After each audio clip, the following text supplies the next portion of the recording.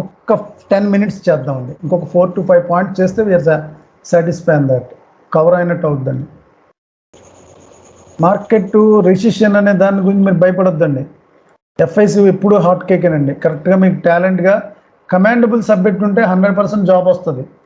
అర్థమైందండి. Job join అయ్యకుండా క్లాసులకు వచ్చి join అవుతారండి. మీకు తెలుసు అంజు గారు, దీంట్లో 2 జాబ్ చేస్తున్నారు. జాబ్ చేస్తా నా దగ్గర క్లాసులకు వచ్చారు. ఇప్పుడు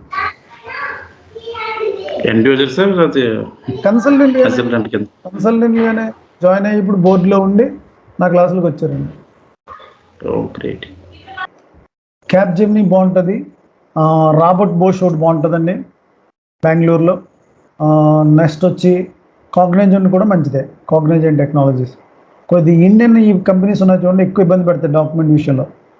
కరెక్ట్గా జాబ్ కొడితే క్యాప్ జెమినీ బాగా ట్రై చేయండి. క్యాప్ జెమినీలో మన దగ్గర నేర్చుకున్న వాళ్ళు చాలామంది దాంట్లో ఉన్నారండి. క్యాప్ జెమినీలో అమ్మాయిలేనండి అంతా కూడా, ఓపెన్గా చెప్తున్నాను.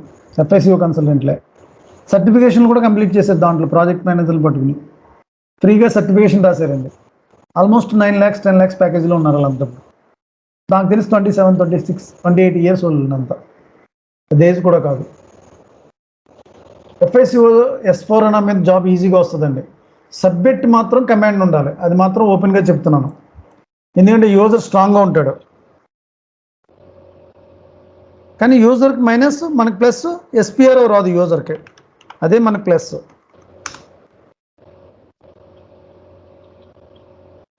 సో ఇది మన classify GL accounts for document స్ప్లిట్టింగ్లోకి మళ్ళీ వెళ్తున్నాం. ఒకసారి ట్రాన్సాక్షన్ కూడా ఎంటర్ చేస్తున్నాను. SPRO, IMG, financial accounting, general ledger accounting, business transactions, document splitting, classify GL accounts for document splitting, additional information డిస్ప్లేకి ఐఎంజి యాక్టివిటీ. సో ఇక్కడ క్లాసిఫై జిఎల్ అకౌంట్ చూడండి, table level transaction code. దీని T code ఉండదండి. ఈసీసీకి S4 HANAకి no change. ఈసీసీకి S4 HANAకి no change. T codes ఉండవు, కొన్నిట్లు టీ కోడ్స్ ఉండండి. సో నవ్ ఈ పాయింట్ అయిపోయిందండి. నవ్ వచ్చి మనం నెక్స్ట్ లెవెల్లో మనం define tolerance group for employees, GL accounts, assign users to tolerance, financial accounting, general ledger accounting,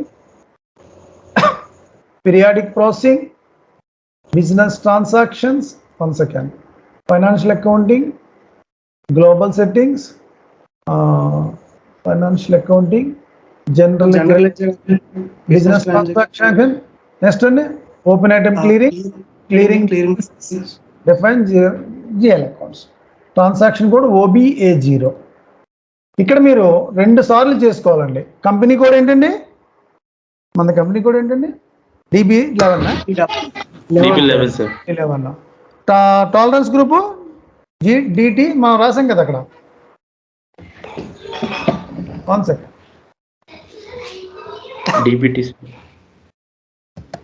DBT fine.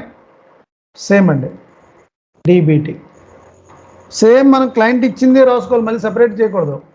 TBS tolerance group. Debit posting 100 అనుకోవచ్చండి. ఇక్కడ కూడా 100. దీనికి పెద్దగా ఏం వర్క్ లేదు. Save. This is called tolerance group for GL account. 100% posting అని అర్థం. Define tolerance group for GL account. ఇది లేకపోతే పోస్టింగ్స్ జరగండి. Define tolerance group for GL accounts. 2 into marks ఏంటి sir? Why we are getting this 2 into marks? కింద ఒకటి ఉంది, పైన ఒకటి ఉంది. One second. ఇది కాపీ చేసేసి మనం ఎంటర్ చేసే షీట్ ఓపెన్ చేద్దాం. మీ డౌట్ క్లారిఫై. కంట్రోల్స్ చేసేసి చూద్దాం.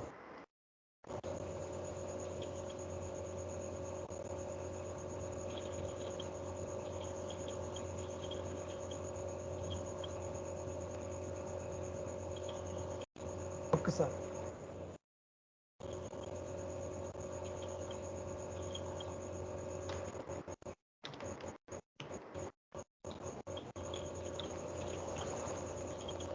OBA0. ఈసీసీకి S4 HANAకి ఏమి చేంజ్ రాలేదు. సరే, మీరు అడిగింది ఏంటంటే ఇప్పుడు ఒకసారి వెళ్తున్నాను స్క్రీన్లోకి, బ్యాక్ వస్తున్నాను. ఏం కావాలి సార్?